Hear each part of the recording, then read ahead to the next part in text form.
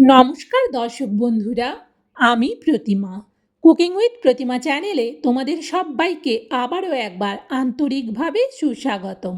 আশা করি বন্ধুরা তোমরা সবাই খুব ভালো আছো, সুস্থ আছো।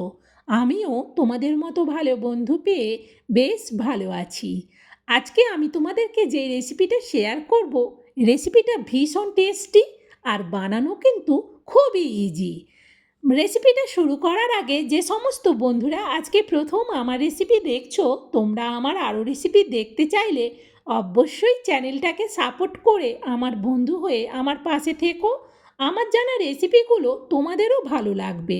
তাহলে চলো সব বন্ধুরা, এবার আমরা রেসিপিটা শুরু করি।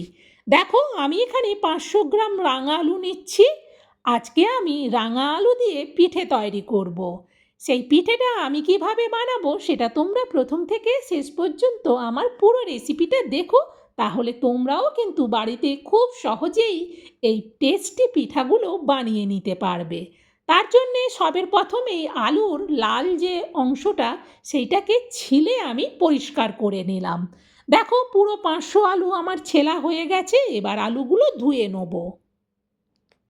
দেখো, ভালো করে 3-4 বার জল পাল্টে আলুগুলোকে ধুয়ে নিয়েছি। আর এই আলুগুলো গোটা অবস্থাতেই আমি প্রেসার কুকারে দিয়ে 2টো সিটি দেবো। 2টো সিটি দিলেই কিন্তু হয়ে যাবে। দেখো, আলুগুলো আমি প্রেসার কুকারে দিয়ে 2টো সিটি দিয়ে জল ঝারিয়ে নিয়েছি। এখন আলুগুলো বেশ গরম, সেই জন্যে আমি একটা চামচ দিয়ে আলুগুলোকে থেতো করে নেবো।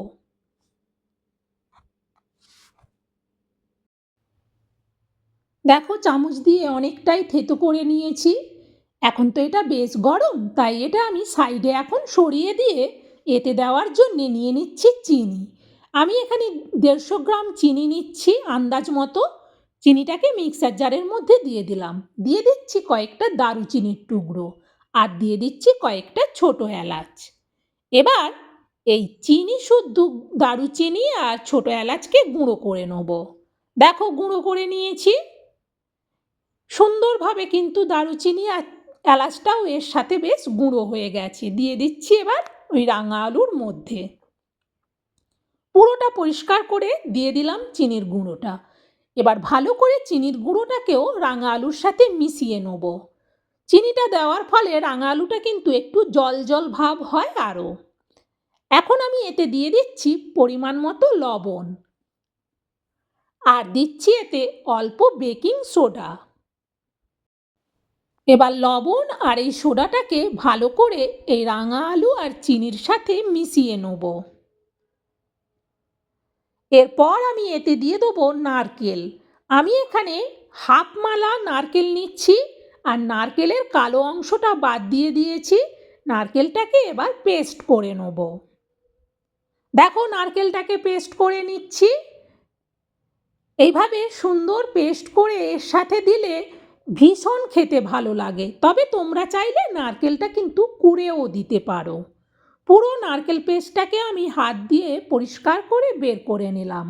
এখন এই নারকেলটাকেও আমি এর সাথে মিশিয়ে নেব। ভালো করে চামচ দিয়ে এই নারকেলের পেস্টটাকে রাঙা আলুর সাথে মিশিয়ে নিলাম। এখন এতে দিয়ে দেবো আমি সুজি। আমি এখানে 100 গ্রামে আন্দাজে সুজি নিচ্ছি। 200 গ্রাম প্যাকেট থেকে আমি অর্ধেকটা সুজি এই রাঙা আলুর সাথে মিশিয়ে দিলাম। এবার এটা ঢেকে রেখে দেবো ঘড়ি ধরে মিনিট 5-এর জন্য। মিনিট 5-এর মধ্যেই কিন্তু সুজি পুরো রাঙা আলু থেকে জলটা টেনে নেবে। আমি প্রায় একেবারে ঘড়ি ধরে মিনিট 5 বাদেই এলাম। দেখো, সুন্দরভাবে কিন্তু সুজিটা রাঙা আলুর থেকে জলটাকে টেনে নিয়েছে। এইরকম 5 মিনিট রেস্টে রাখলে বোঝা যায় যে এতে আর কতটা আমি চালের গুঁড়ি এতে মেশাবো। দেখে আমি বোঝা যাচ্ছে যে 4 চামচের মাপে 3 চামচের মতো দিলেই কিন্তু হয়ে যাবে। যদি কারো চালের গুঁড়ো বাড়িতে না থাকে তাহলে একটু ময়দা দিয়ে দিও, ময়দাতেও কিন্তু হবে। এখন এটা ঠান্ডা হয়ে গেছে, তাই আমি চামচটা সরিয়ে নিলাম। হাত দিয়ে এবার চালের গুঁড়োটাকে ভালো করে এর সাথে মিশিয়ে নেব। আর এই ডোটা কিন্তু খুব শক্ত ডো হবে না, নরম ডোই হবে, তাহলেই কিন্তু এটা খেতে ভালো লাগবে। শক্ত ডো বানিয়ে দিলে তখন কিন্তু পিঠাগুলো শক্ত হয়ে যাবে।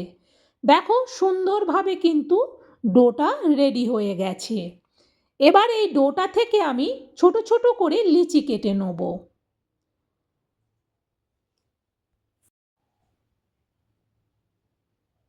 সবের প্রথম একই রকমভাবে সব লিচিগুলো আমি কেটে নিলাম। এরপর এটা একটা শেপ দিয়ে নেব। তবে ডিজাইনটা যে যেমন খুশি করতে পারো, খেতে কিন্তু টেস্ট একই থাকবে। এবার যে যেমন ডিজাইন করতে পারবে, দেখতে সেরকম সুন্দর হবে, কিন্তু খেতে গোল বানালেও যা হবে, আর চ্যাপ্টা বানালেও তাই হবে, আর ফুলের মতো বানালেও তাই হবে। দেখো আমি প্রথমে একটু লম্বা করে নিয়ে তারপর এভাবে হাত দিয়ে চেপে চ্যাপ্টা করে দিচ্ছি। এইভাবে আমার এতগুলো রেডি হয়েছে। এবার এগুলোকে আমি ভেজে নেব। তার জন্যে গ্যাস জেলে কড়া বসিয়ে দিয়ে কড়াতে দিয়ে দিচ্ছি তেল। তেলটা কিন্তু বেশ ভালো করে গরম করতে হবে। তেলটা যখন বেশ ভালো করে গরম হয়ে যাবে তখন গ্যাসটাকে মিডিয়ামে করে দিয়ে যতটা তেল আছে অতটা জায়গাতে যতগুলো ধরবে ততগুলো দেব। আর এইগুলো ভাজতে ভাজতে বাকিগুলোও কিন্তু বানিয়ে নেব। এক সাইড হয়ে গেছে, আস্তে করে এবার উল্টে দিচ্ছি। আর গ্যাসের ফ্লেমটাকে মিডিয়ামে রেখে এগুলোকে ভেজে নেব। বাইর থেকে ভীষণ মুচমুচে হবে আর ভেতরটা কিন্তু নরম থাকবে, খেতে ভীষণ টেস্টি হয়। দেখো সুন্দর কালার হয়ে ভাজা হয়ে গেছে।